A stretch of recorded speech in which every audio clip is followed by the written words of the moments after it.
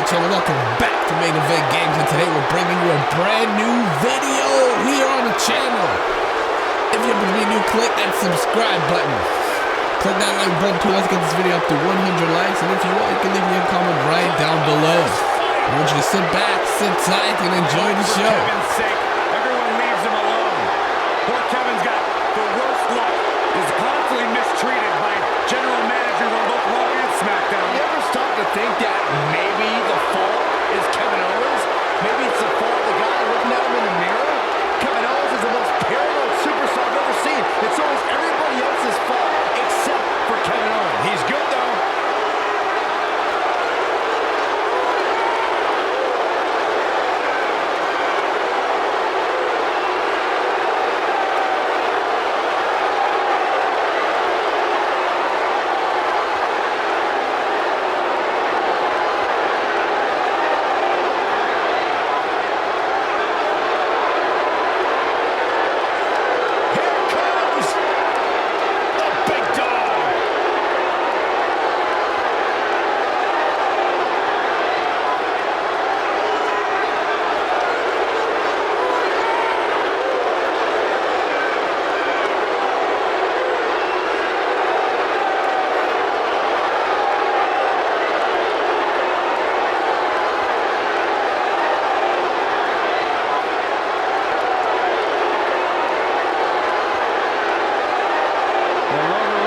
Told me he carries his family legacy as a badge of honor that fuels his confidence that cannot be broken.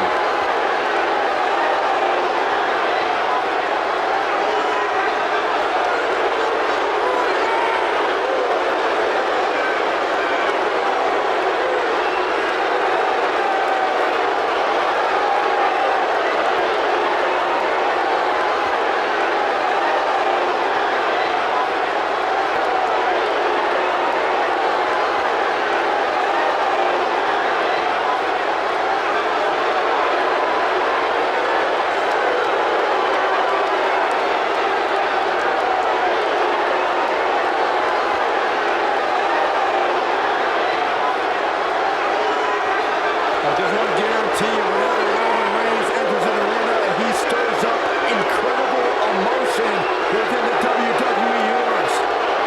It's all about his yard.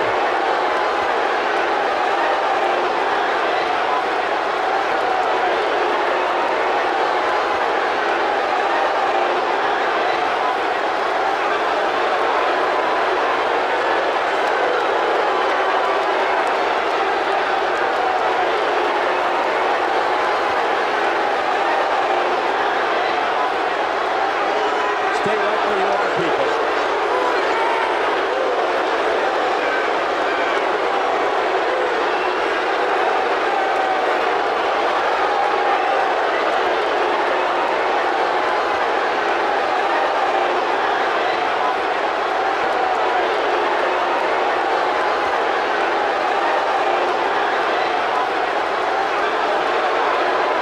This should be an incredible matchup. I mean, both men have extensive offensive repertoires, lasting endurance, and an insatiable appetite to be number one. And there are few things more unforgiving than the cold steel of a cage match. And from what I heard, I-35 East was backed up for hours this afternoon, with fans hoping to get tickets to see this match.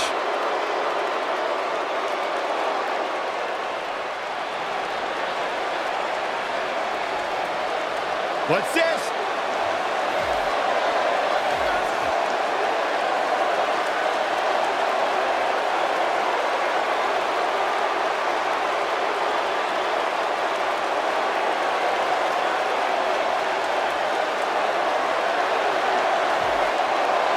Looking to catch him off guard.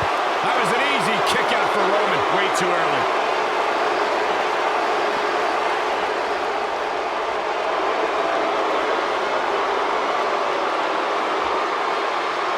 The best way to describe combatants clashing inside a steel cage is its battle of attrition. Sometimes a superstar is left with no choice but to fight fire with fire and do whatever they need to do in order to win the match. And sometimes it comes down to a superstar doing whatever they need to do in order to survive.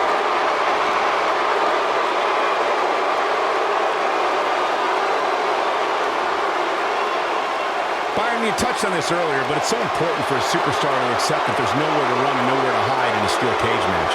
That the conflict will be resolved within the 15-foot-high steel walls that surround the ring. And that losing a cage match can mean much more than a mark in the loss column. For some, it has meant the end of their career.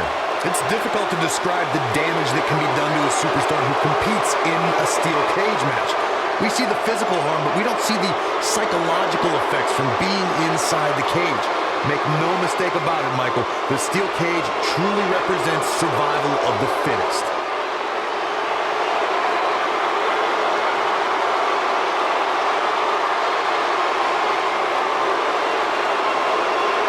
Quick pin attempt here. Wow. Pure brute strength on the part of Roman Reigns. He's got some more fight in him, guys.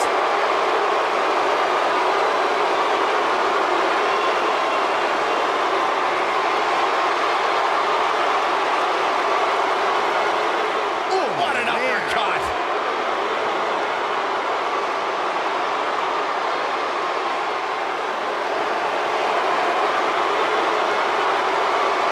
Brutality was redefined at 2017's Extreme Rules event when the Hardy Boys defended their Raw Tag Team Championship against the powerhouse duo of the Celtic Warrior Sheamus and the Swiss Cyborg Cesaro.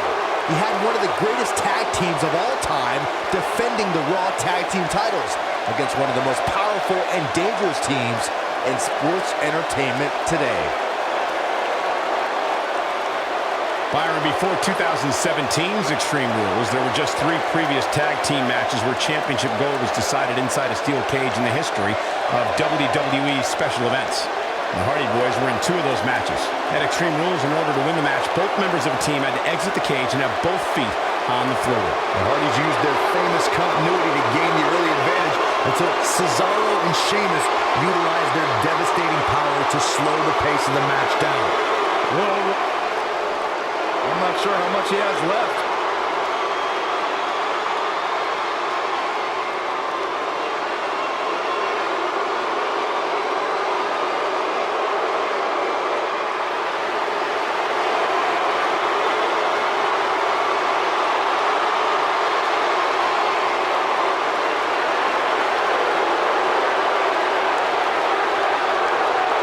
It looks like Kevin Owens getting pushed to the limits here. Here we go. Pin attempt.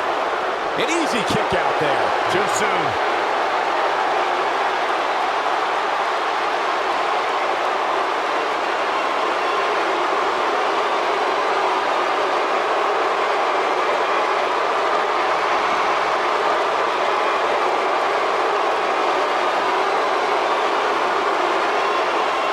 There's a certain feeling that comes over the combatants in the steel cage match once they hear the door close and see the official lock it.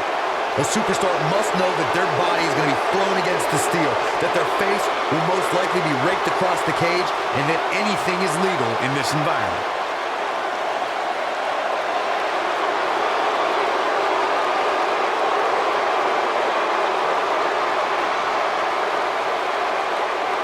You spoke about this earlier, Corey. It's crucial for a WWE superstar to fully understand the gravity of the situation they're in when they battle inside a 15-foot-high steel cage. An individual must be ready to endure pure brutality and be prepared for the fight of their life. No one leaves a steel cage match without scars. Corey, you said something of value for once, and that anything is legal inside the steel cage. To that point, something else we've seen over the years is interference. Whether it's The Undertaker coming up through the ring or John Cena getting bashed in the head with the cage door from the outside, it's all legal in the cage.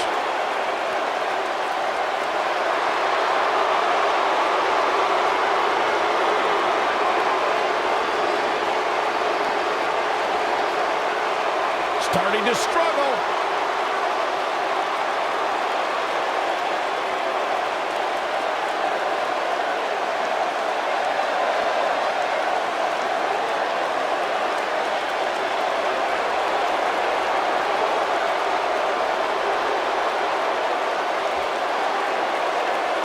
We talk about how important stipulations are in a steel cage match. If superstars sign a contract where the only way to win is escape the cage and have both your feet touch the floor, the competitors must have a plan. Especially since you have to be comfortable trying to escape through the cage door as you do climbing over the top of the cage and vice versa.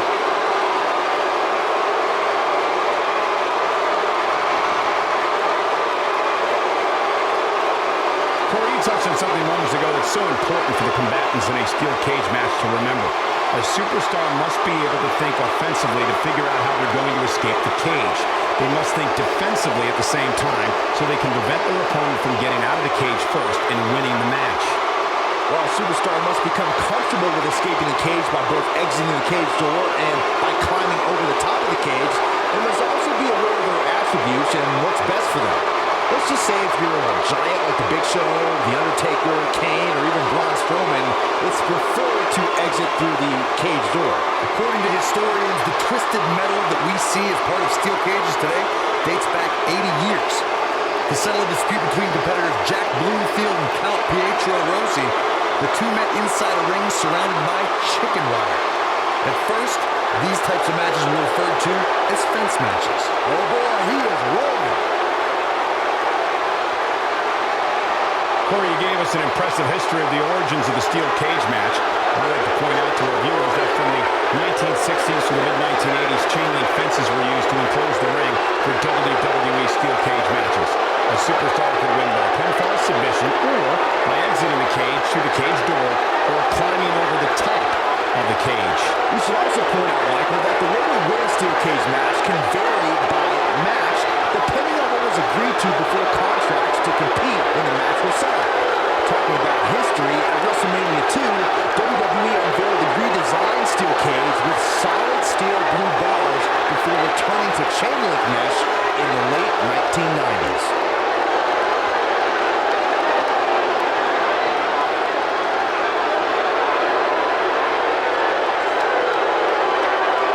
The WWE Universe has seen the evolution of the steel cage in the enclosure known today as Hell in a Cell. The first time an enclosed cage was seen was in October of 1983 in the last Battle of Atlanta. The enclosed cage was seen a few years later in the War Games match from the NWA. There were even cages stacked on top of each other like WCW's Tower of Doom. We talk about the progression of steel cage matches and the type of structures that have been spawned from them. I need to point out that some cages have been electrified. One was made from bamboo in the form of a Punjabi prison match. And of course, the elimination chamber with glass pods and steel doors. And today we have the Asylum match, where weapons are on top of the cage. Just goes to show you that times may change, but the objective to destroy an opponent remains the same. There's still no better way to settle a score than to do battle with your adversary inside a steel cage. The steel cage is a massive enclosure that stands 15 feet in height. For almost 35 years, a select group of high flyers have taken their aerial assaults to greater heights. And when I say that, I mean superstars climb to the top of the steel cage, the real high red district, and dive off onto their opponent. And that all started with one man in October of 1983, Jimmy Superfly Snuka. To your point earlier, Byron, we've definitely seen some unbelievable attacks be launched from the top of the steel cage.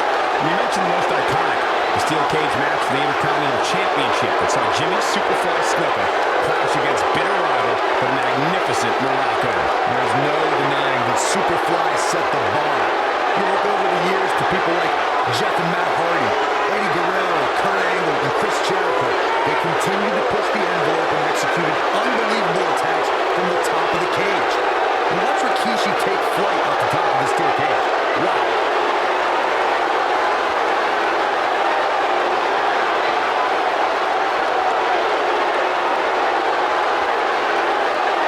Looks to me, guys, like the champ has no plans on losing the title anytime soon. He's got him on his heels and shows no signs of letting up. Damage is taking a toll.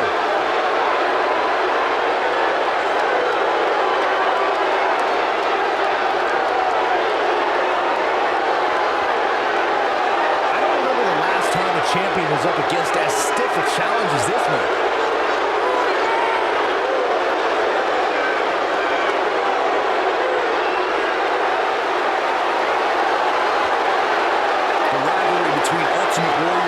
Rick Rude began during the Super Pose Down at the 1989 Royal Rumble.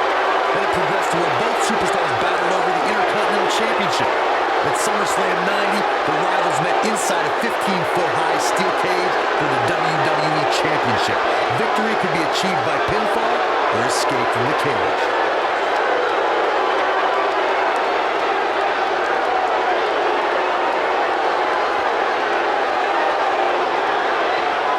I don't know how these superstars are doing it right now. They've got to be exhausted.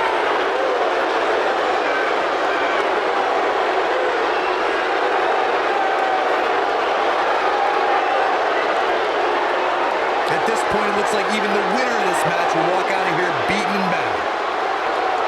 We have a new champion.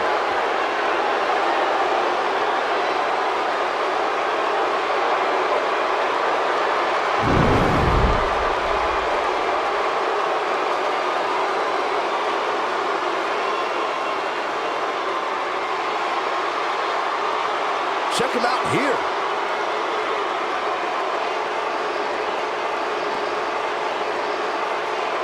Remember this?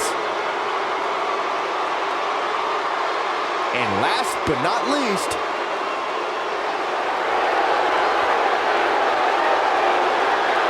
It's a win here tonight for Kevin Owens.